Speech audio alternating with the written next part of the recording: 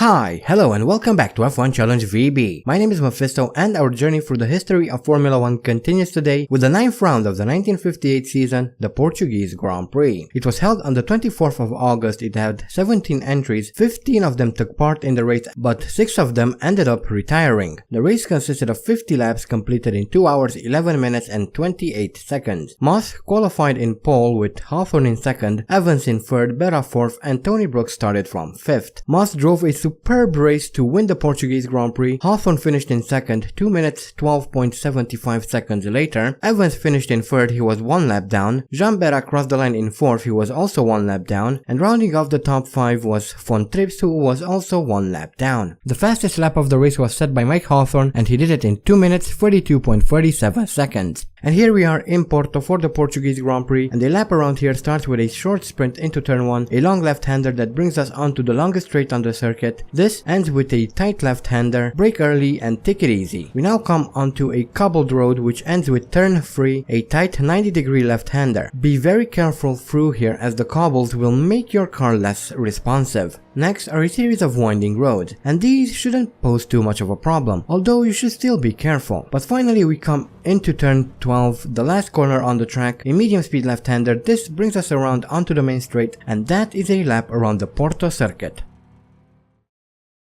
And here we are in qualifying for the Portuguese Grand Prix, trying to get away from Gandebian there, and we eventually post a lap of 2:31.855. That's 9 seconds slower than Sterling Moss, and then I kind of missed my entry point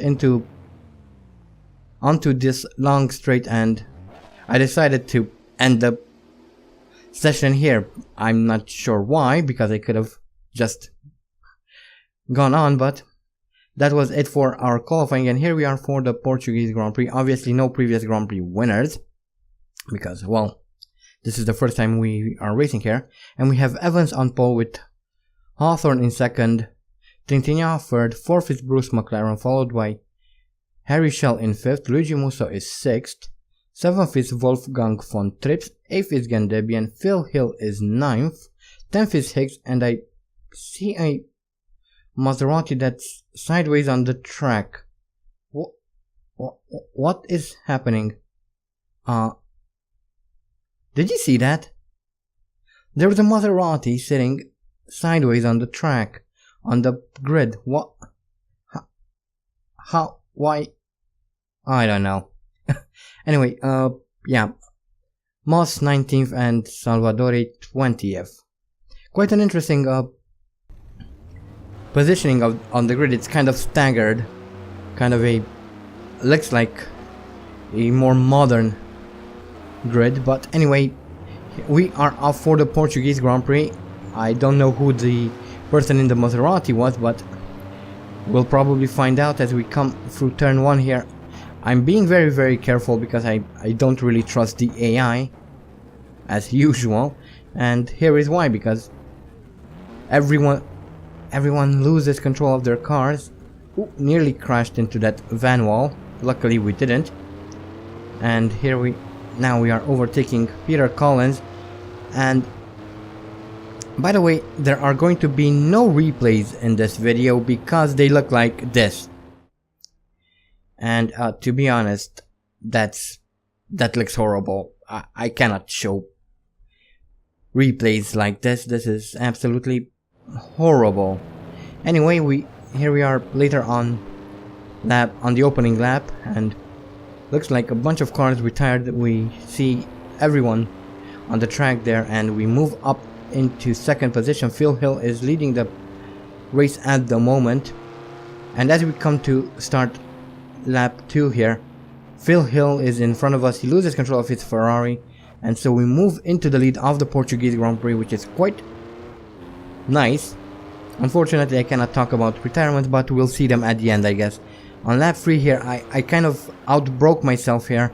That allowed Tony Brooks to take the lead of the championship, of the race, not the championship. And we have Lewis Evans right behind us, who also manages to overtake us on the straight here, which is quite nice. Well, good for him, bad for us.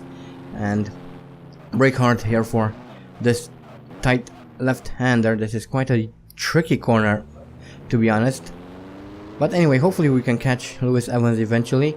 Lap 4 here, and Lewis Evans lost control of his car, it seems, so we managed to move up into second, although for some reason we dropped down to third again out of nowhere. I'm not quite sure what happened, but eventually Lewis Evans retires properly, and we move back into second place, still chasing after Tony Brooks is now 25 seconds in front of us. This is lap 5. I really outbroke myself. I was lucky that those hay bales weren't solid objects. And then Mastin Gregory and Phil Hill managed to overtake me for a brief second. Never mind. I forgot who those were.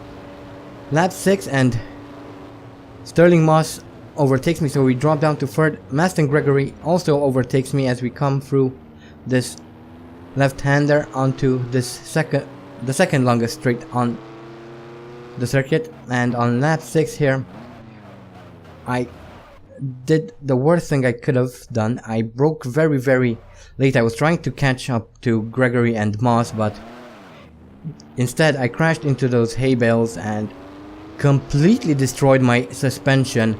The car became very, very difficult to control from here on out. I had to slow down quite a bit through corners, more than I would have liked to, just to make sure I can keep the car under control. And on lap 9, unfortunately, the car gave up completely. I was at full lock at that point, however the car didn't want to turn at all. Crashed into the hay bales, lost my front left, and that is the end of our Portuguese Grand Prix, unfortunately. So, not a good race for Andy. But, yeah. And I was having quite a bit of fun. But anyway, here we are, jumping to the end of the race. We are riding with the man of the hour, Tony Brooks, who wins the Portuguese Grand Prix. I know this is kind of unrealistic, the camera angle, but you saw how the replays look, so we have to work with what we have. Anyway, Tony Brooks wins the race with Sterling Moss in second. Moss also managed to post the fastest lap of the race, and here are the retirements, 16 of them. And we were the last of the retirees even. So, not a very good race for Andy, a very good race for Tony Brooks, and a very good result for him, because this should help him in the championship overall. This is quite an interesting circuit. I enjoyed it. It's not the best, but it could have been worse as well, so thankfully it wasn't.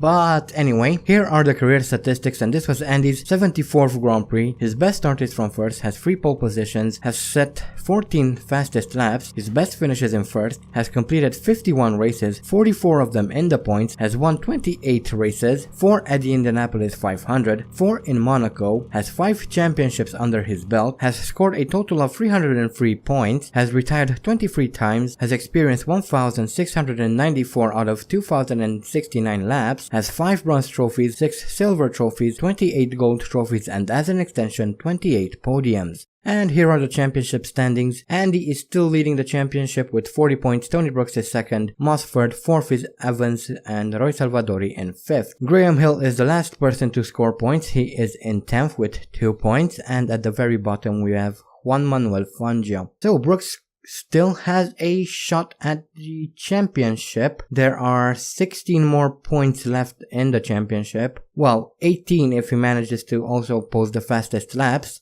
which, if my calculations are correct, he should be able to take the win. But we'll have to see. Moving on to the constructors. Lotus is leading the championship. Vanwall in second, Cooper Climax third, and Maserati in 4th. Ferrari and BRM are yet to score any points, and I'm kind of skeptical they will be able to in the remaining races. So that was the Portuguese Grand Prix. Kind of I would say. Well, at least 2 people finished the race. That's more than what we saw in Germany and Britain, so I guess that's nice. But I still would have liked to see a little bit more people finishing. Anyway, our next race is the Italian Grand Prix.